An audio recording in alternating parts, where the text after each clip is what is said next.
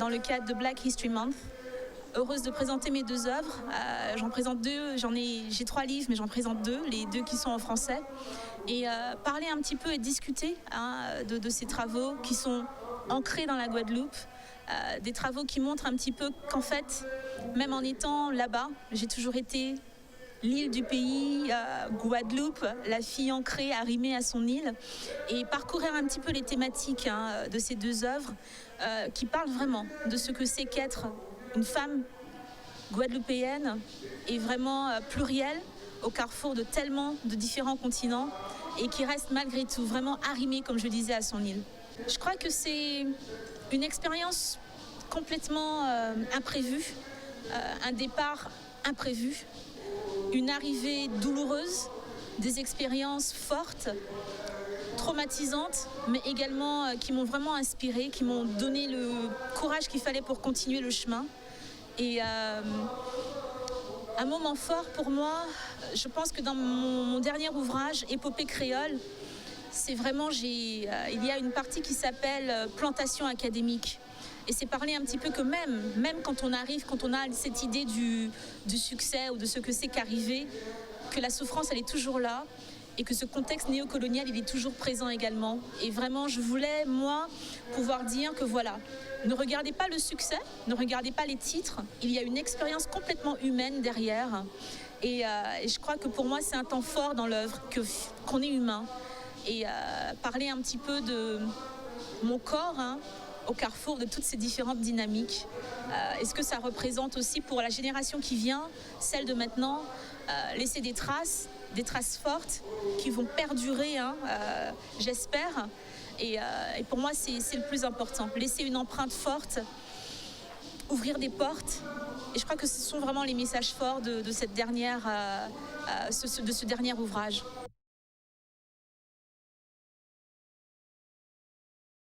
Quelque chose qui aujourd'hui, malheureusement, la situation de tous les centres de contrôle technique. C'est pas autorisé en particulier parce qu'aujourd'hui, nous avons des gens qui vont partir à la retraite ou qui partent à la retraite et nous n'avons pas assez de jeunes qui rentrent dans ce métier pour les remplacer. Donc aujourd'hui, de par la France, on a plus de 1000 emplois à fournir qui sont disponibles pour les jeunes qui veulent travailler dans le contrôle technique. Et ça, c'est pour les 3 années à venir. Donc ça veut dire qu'au total, sur une période de 3 ans, on a 3000 emplois à fournir. Alors pourquoi aujourd'hui on parle de tension et pourquoi on parle de besoin de personnel? C'est qu'en fait, en 2018, lorsqu'on a procédé à la dernière transposition de la directive européenne, on a modifié les prérequis. Antérieurement, quelqu'un qui avait un CAP et des années d'expérience pouvait intégrer ce métier. Aujourd'hui, il faut qu'il ait un bac pro. Or, quand on connaît et quand on regarde en détail les territoires de formation, on s'aperçoit que l'on forme 5 fois plus de CAP que de bac pro. Donc effectivement, vous voyez la légère, elle est très simple, il y a moins en moins de ressources et de capacités pour devenir contrôleur technique. D'où notre problème avec la pyramide des âges et les gens qui partent à la retraite, il n'y a pas assez de jeunes pour les remplacer. Ça va créer des difficultés parce qu'effectivement, on va avoir du temps. Alors il y a 2 choses. D'abord, ça peut prendre plus de temps pour avoir des rendez-vous, puisqu'il y a moins de disponibilité, puisqu'il y a moins de personnel. Mais ça aussi entraîne aussi une chose, c'est que les patrons qui voudraient prendre la retraite et qui sont des artisans vont continuer à travailler plus longtemps, parce qu'il n'y a personne pour les remplacer ou reprendre leur activité. Le souci, j'espère que ça ne se présentera pas, mais si on a moins de contrôleurs techniques que de besoin, ça risque de mettre notre métier un petit peu plus en tension. Aujourd'hui, il est déjà en partie. Le montant que nous bénéficions aujourd'hui, c'est plus de 638 millions, mais le total même des fonds européens, c'est plus de 1 milliard. La région 900 millions et l'État gère aussi une partie. Donc aujourd'hui, ce qui est important pour nous, c'est de sensibiliser la population, sensibiliser les entreprises, les collectivités à pouvoir mobiliser ces fonds, mais surtout les consommer, parce que nous avons 2021 à 2027 pour pouvoir consommer ces fonds. Donc aujourd'hui, c'est une grande satisfaction pour nous, même si, comme beaucoup le disent, effectivement, les Guadeloupéens ne votent pas quand il s'agit d'élections européennes, et je pense que nous avons un travail à faire à ce niveau-là. Mais aujourd'hui, nous sommes vraiment très contents. L'Europe finance l'innovation, la compétitivité, la transition énergétique et écologique, la formation, la création d'emplois, le développement des territoires. On veut une Europe plus propre, une Europe plus près du citoyen, une Europe qui accompagne le Guadeloupéen. Donc, De notre côté, avec Mme Séverine Julan, que je salue, c'est un cadre de la région qui s'investit à 100% avec Patrick Célin, qui est président de la commission, pour que ces fonds puissent être vraiment consommés par les Guadeloupéens dans l'intérêt des Guadeloupéens et sur toutes nos infrastructures, quand on peut sur les routes, parce que sur les routes, c'est surtout les ouvrages d'art qui sont financés. Et aujourd'hui, j'ai tenu à poser la question, à demander aussi qu'on puisse nous accompagner sur le financement d'infrastructures sportives, sur la culture aussi, parce que nous sommes un petit territoire, nous n'avons pas beaucoup d'entrées d'argent en matière de contribution économique territoriale. Donc on va s'atteler à faire cela. Pourquoi pas avoir une dizaine de terrains de football synthétique en Guadeloupe? Pourquoi nous n'avons pas une bonne quinzaine de pistes d'athlétisme aux normes, des salles de sport pour nos jeunes qui font de la gymnastique, de l'escrime, voilà. Donc nous donnons beaucoup de champions à la France. Aujourd'hui, la région s'investit un maximum sur le CREPS pour doter la Guadeloupe de CREPS de haute performance. Mais nous voulons aussi équiper les communes, accompagner notre jeunesse pour qu'ils puissent continuer à rayonner au niveau national, international dans le monde. À plus de 76% la plupart des fonds, on est à 104%, à 100%, oui.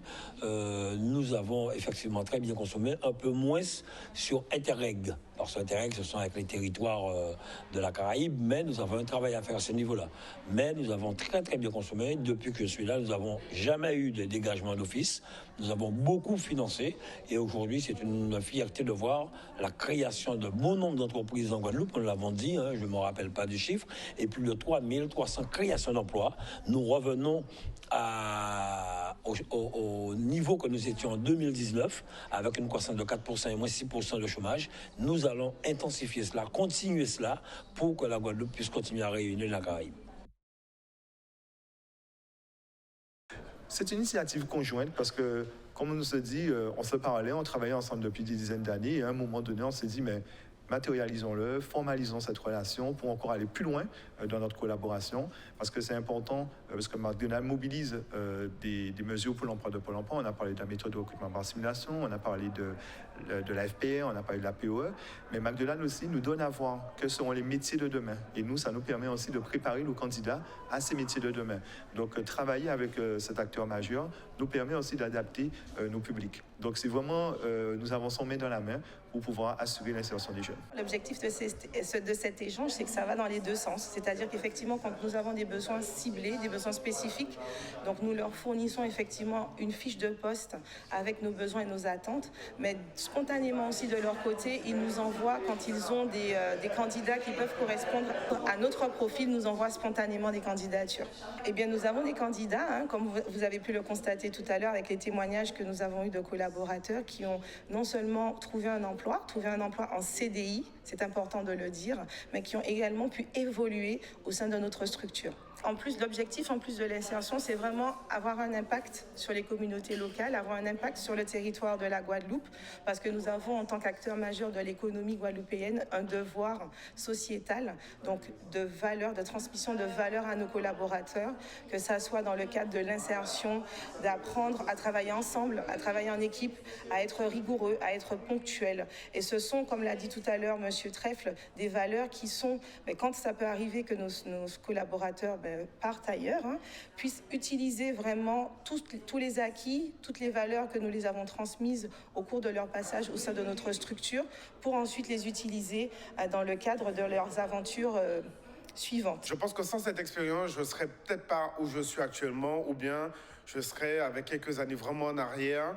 Et là, le fait d'avoir eu des personnes qui m'ont aidé à évoluer, à savoir ce que je voulais.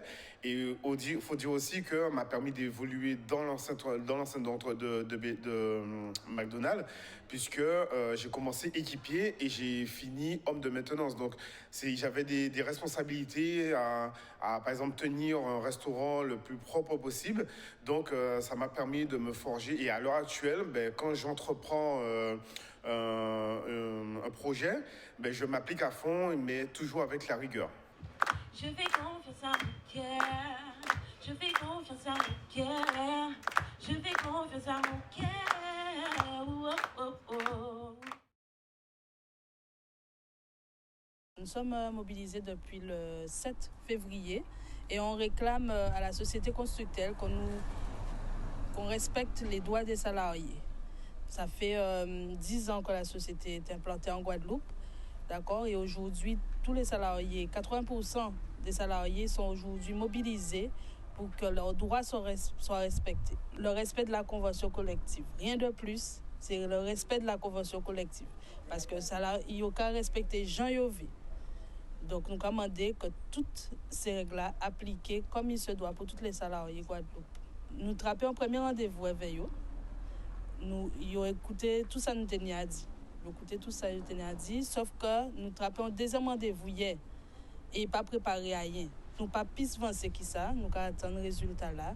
Il dit nous qui travaillons ces points-là, point par point, et nous qui rencontrer nous. Nous pas en deuxième date, d'accord, mais hier, ça pas, nous pas arrivé à bon côté, parce que c'est comprendre que nous pas connaître droit en nous. Ça n'a pas bien été étudié par la direction, parce que la direction nous a pris peut-être pour des novices, qu'on ne savait pas, on ne connaissait pas nos droits à nous.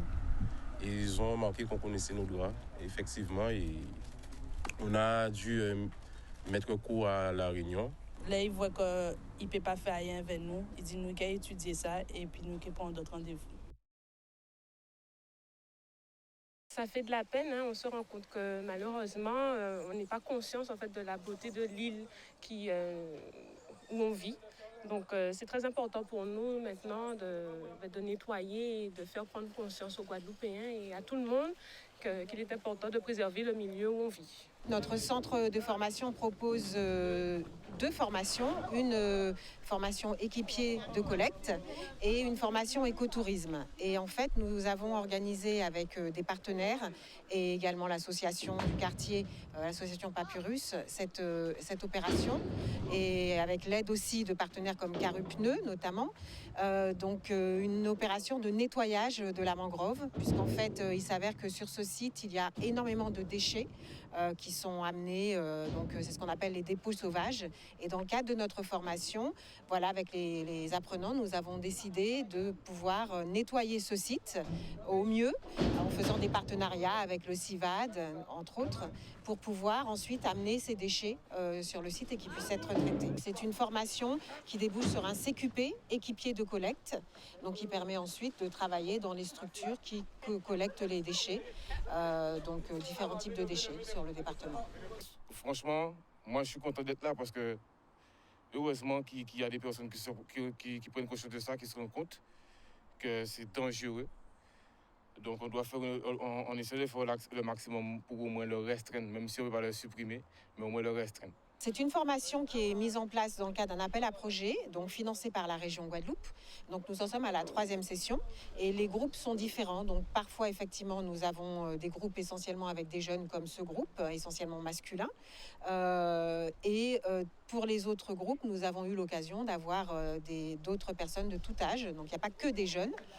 Donc les critères de sélection, c'est d'être motivé et de s'intéresser à tout ce qui peut être gestion et valorisation des déchets. Donc en fait, c'est des personnes qui sont sensibilisées au développement durable et qui ont envie de contribuer dans le cadre de leur activité à ce que la Guadeloupe soit plus propre. J'aime mon île, je suis désireuse de la connaître mieux et aussi de pouvoir transmettre justement aux touristes, mais aussi aux locaux, l'amour que j'ai pour mon île et aussi sensibiliser à la protection, la préservation de la nature. Devenir équipé de collecte, hein.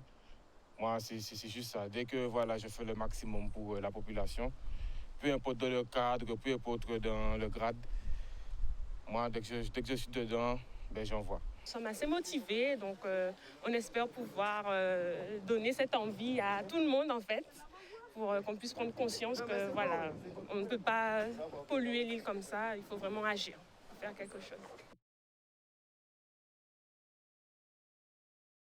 Ce séminaire de restitution, c'est simplement le début d'une feuille de route qu'on doit mettre en place. Et donc, Cap Excellence et la DIAL notamment proposent de mettre en place un partenariat, donc une convention, sur plusieurs années pour voir dans quelle mesure, sur différents sites pilotes, on peut mettre en place donc, des actions concrètes. Donc, ça peut être sur certains endroits, voir comment repenser la programmation de certains secteurs. Il s'agit de réfléchir à travers 5 ateliers qui ont déjà eu lieu, avec des institutions les plus diverses et variées, réfléchir sur la façon dont on peut à la fois développer économiquement en termes d'habitat en termes de zone d'activité économique la communauté d'agglomération Cap Excellence, tout en préservant le sol. Les aléas climatiques, comme vous pouvez le constater, ne s'améliorent pas. Donc ça crée des contraintes supplémentaires. Là encore, la population, de manière admirable, je dirais, a aussi su prendre en compte les choses, y compris le savoir des anciens qui savaient un peu comment ça se passait. Aujourd'hui, tout territoire a un développement urbain par les modes de vie qui ont changé. Le développement durable généralement, qui intègre la préservation de l'environnement, donc des sols vivants, ne pas les bétonner, qui puissent continuer à respirer, à remplir leurs fonctions environnementales, écologiques. C'est un enjeu tout en permettant à l'homme de construire des logements, de construire des entreprises pour travailler, pour créer de l'emploi, tout en permettant à l'homme aussi de se développer aussi dans des activités diverses et variées, de loisirs, etc. Donc il faut concilier les deux. L'un ne doit pas s'opposer à l'autre. On doit concilier les deux de sorte de laisser à nos enfants demain un avenir quand même durable. Et la grande thématique du réchauffement climatique aussi qui pointe à l'horizon.